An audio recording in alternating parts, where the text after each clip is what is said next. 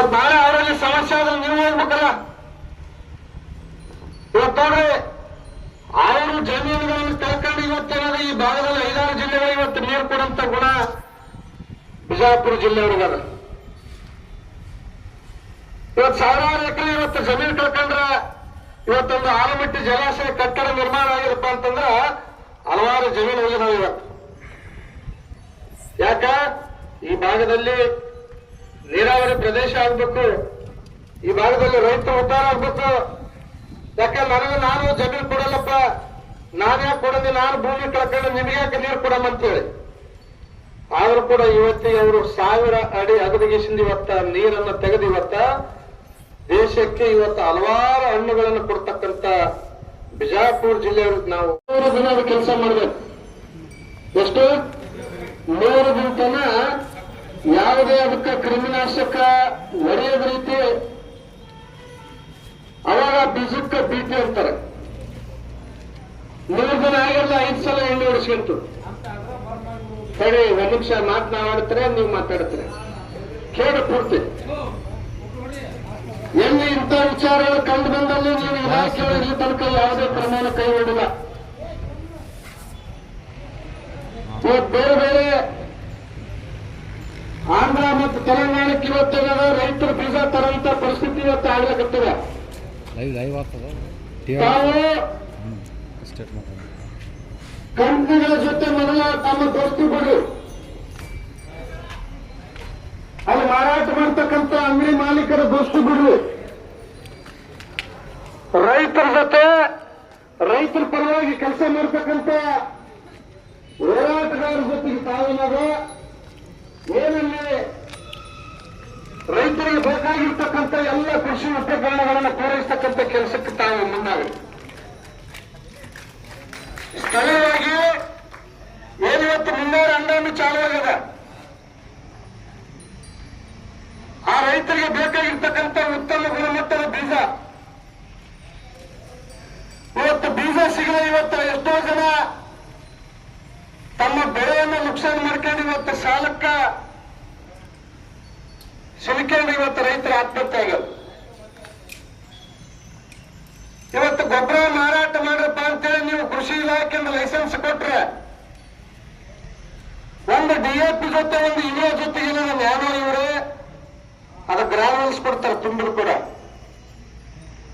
ತುಂಬಿರು ಕೊಡದ್ದೇ ಯಾರಪ್ಪ ಕೊಡ್ತಾನೆ ರೊಕ್ಕ? ಕೃಷಿ ಇಲಾಖೆ ಅಧಿಕಾರಿಗಳ ಅಪ್ಪದವ್ರು ಕೊಡ್ತಾರೆ, ಅಥವಾ ಯಾರು ಒಬ್ಬರವರೇ ಮಾಲಕ ತಂದು ಕೊಡ್ತಾನೆ ರೊಕ್ಕ. ನಮ್ಮ ರೈತ ಕಡೆಯಿಂದ ಅಗಲದವರೆ ಮಾಡ್ತಕ್ಕಂಥದ್ದು ಇದ್ರ ಬಗ್ಗೆ ಕಡಿಮೆ ಹಾಕ್ರಿ. ಇವತ್ತ 70% ಇವತ್ತ ಕೃಷಿಯಲ್ಲಿ ಇರ್ತಕ್ಕಂಥ ಕೃಷಿಯನ್ನ ಉಳಿಸ್ತಕ್ಕಂಥ ಕೆಲಸ ಮಾಡಬೇಕಾಗಿದೆ. ಯಾರೋ ಒಬ್ಬ ಗೊಬ್ಬರದಂದ್ರೆ ನಾವೇ ಕೇಳೋಣಂತೇಳಿ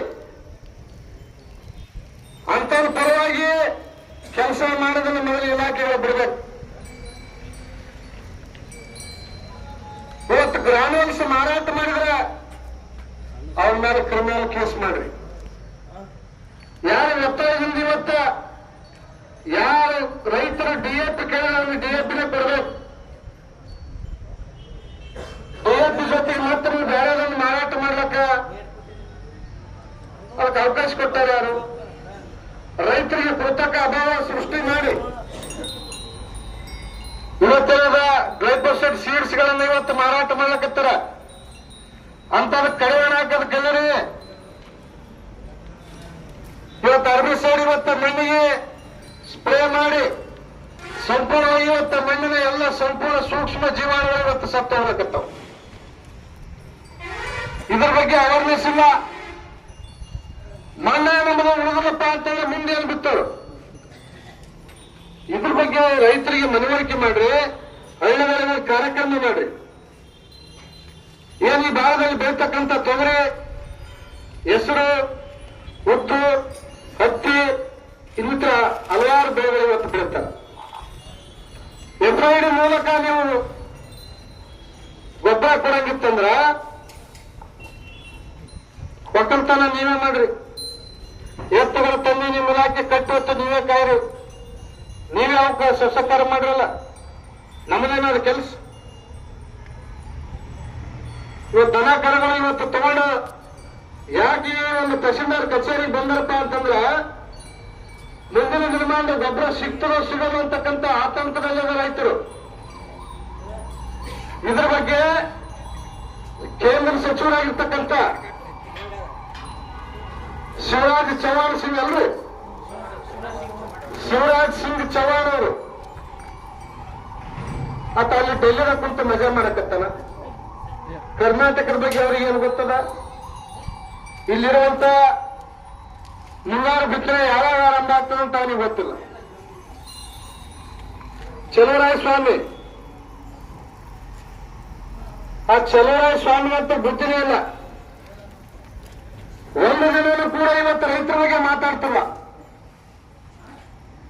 ಹಲವಾರು ಮಿಕ್ಸರ್ ಪ್ಲಾಂಟ್ಗಳು ಇವತ್ತು ಪರ್ಮಿಷನ್ ಕೊಟ್ರಿ. ಗುಲ್ಬರ್ಗದೊಳಗೆ 7 ಮಿಕ್ಸರ್ ಪ್ಲಾಂಟ್ ಅದಾವ. ಡಿಎಪಿ ಗೊಬ್ಬರ ಯೂರಿಯಾ ಗೊಬ್ಬರ ಇಲ್ಲಿ ಹೊಂಟಪ್ಪ ಅಂತಂದ್ರೆ ಮಿಕ್ಸರ್ ಪ್ಲಾಂಟ್ಗಳಿಗೆ ಹೊಂಟದ. ಅವರಿಗೆ ಆರೋಗ್ಯ ಸರಿ ಮಾಡೋರು ಯಾರು? ನಿಮ್ಮ ಕಮಿಷನರ್ ಅವ್ರಿಗೆ ಹೇಳ್ರಿ, ವೈಎಸ್ ಪಾಟೀಲ್. ರೈತರಿಗೆ ಬೇಕಾಗಿರುವಂತ ಯಾವುದೇ ಗೊಬ್ಬರ ಕೇಳಿದಾಗ ಯಾವುದೇ ಷರತ್ತುಗಳಿಲ್ಲದೆ, ಯಾವುದೇ ಎಫ್ಐಡಿ ಇಲ್ಲದೆ ರೈತ ಎಷ್ಟು ಕೇಳ್ತಾನೆ ಅವನಿಗೆ ಗೊಬ್ಬರ ಕೊಡಂತ ಕೆಲಸ ಮಾಡ್ರಿ. ಇಲ್ಲಪ್ಪ ಅಂತಂದ್ರ ಬಹಳ ಗಂಭೀರವಾದಂತ ದಿನಗಳು ಬರ್ತಾವ. ದೊಡ್ಡ ಸಂಖ್ಯೆಯಲ್ಲಿ ರೈತರು ಸೇರ್ಬೇಕಾಗ್ತದ. ಜೇವರಿಗೆಯಲ್ಲಿ ರೈತರಿಗೆ ಇವತ್ತು ಅಗಲ ಜೋಡಿ ಮಾಡಕತ್ತಾರ. ರೈತರಿಗೆ ಬೇಕಾಗಿರುವಂತ ಎಲ್ಲ ರಸಗೊಬ್ಬರ ಇವತ್ತಿನ ಬಂಡವಾಳ ಶಾಲೆಗಳ ಖರೀದಿ ಮಾಡಿ ಎಲ್ಲ ಒಂದು ದೊಡ್ಡ ದೊಡ್ಡ ಗೋಡನ್ನು ಒಳಗೆ ಮುಚ್ಚಿಡ್ಲಾಕತ್ತಾರ. ಮುಚ್ಚಿಟ್ಟಿಗೆ ಆಮೇಲೆ ಡಿಎಪಿ ಸಿಗಲ್ಲ, ಯೂರಿಯಾ ಸಿಗಲ್ಲ. ರೈತರಿಗೆ 2,000 ಕೊಟ್ರೆ ಮತ್ತೆ ಡಿಎಪಿ ಹೊರಗೆ ಬರ್ತದೆ. ಇದು ಆಗಿರ್ತಕ್ಕಂಥ ಕಳೆದ ವರ್ಷದ ಘಟನೆ ಅದ. ಇದ್ರ ಬಗ್ಗೆ ಯೋಚನೆ ಮಾಡ್ರಿ ನೀವು. ಕೂಡ್ರಿ ದಯಮಾಡಿ. ಯಾಕೆ ಹೋರಾಟ ಮುಗಿದದ? ಕೂಡ್ರಿ, ಒಂದು 10 ನಿಮಿಷ ಕೂಡ್ರಿ. ಎಲ್ಲ ಯಾಕೆ ನಿಂತಿರಿ? ಕೂಡ್ರಿ ದಯಮಾಡಿ, ಎಲ್ಲ ಕೂಡ್ರಿ. ಯಾಕೆ ಈ ವಿಚಾರಗಳನ್ನ ರೈತರನ್ನು ನಾವು ಗಮನಕ್ಕೆ ತರಕತ್ತಿಪ್ಪ ಅಂದ್ರೆ, ರೈತರಿಗೆ ಅದರತ್ತಲ್ಲೇ ಇವತ್ತು ಮೋಸ ಮಾಡ್ತಕ್ಕಂಥದ್ದು ನಿಮ್ಗೆ ಗೊತ್ತಿರಲಿ. ಕೂಡ್ರಿ, ಯಾರು ಕೂಡ ಮಾತಾಡಬಾರ್ದು. ಯಾವುದೇ ಅಂಗಡಿಗಳಿಗೆ ಹೋದಾಗ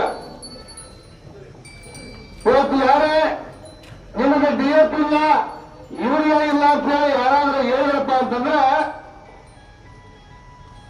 ನೇರವಾಗಿ ಕೃಷಿ ಇಲಾಖೆಗೆ ಹೋಗ್ರಿ. ಅವ್ರನ್ನ ಕರ್ಕೊಂಡು ಬಂದು ಅಲ್ಲಿ ನೋಟಿಸ್ ಬೋರ್ಡ್ನಾಗ ಅವ್ರು ಹಾಕಿರ್ತಾರೆ, ನಿನ್ನ ಬಳಿ ಎಷ್ಟು ಗೊಬ್ಬರ ಅದ, ಎಷ್ಟು ಯೂರಿಯಾ ಅದ ಅಂತೇಳಿ ಅಲ್ಲೊಂದು ನಾಮಫಲಕ ಹಾಕಿರ್ತಾರೆ. ಕಡ್ಡಾಯವಾಗಿ ಅದನ್ನು ಕೂಡ ಪಾಲಿಸಬೇಕು.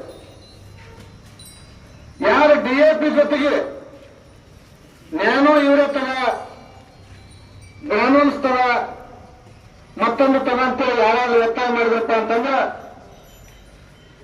ನೇರವಾಗಿ ಕೃಷಿ ಇಲಾಖೆ ಅಧಿಕಾರಿಗಳನ್ನು ಕರ್ಕೊಂಡು ಅವನ ಮೇಲೆ ಕೇಸ್ ಆಗ್ತಕ್ಕಂಥ ಕೆಲಸ ನೀವು ಮಾಡಬೇಕು. ಕೃಷಿ ಇಲಾಖೆಯವತ್ತು ಬರೀಲಿ ಒಳ್ಳೆಯ. ಯಾಕೆ ಈ ಮಾತನ್ನ ಅವ್ರಿಗೆ ಹೇಳ್ತಾ ಅಂದ್ರ,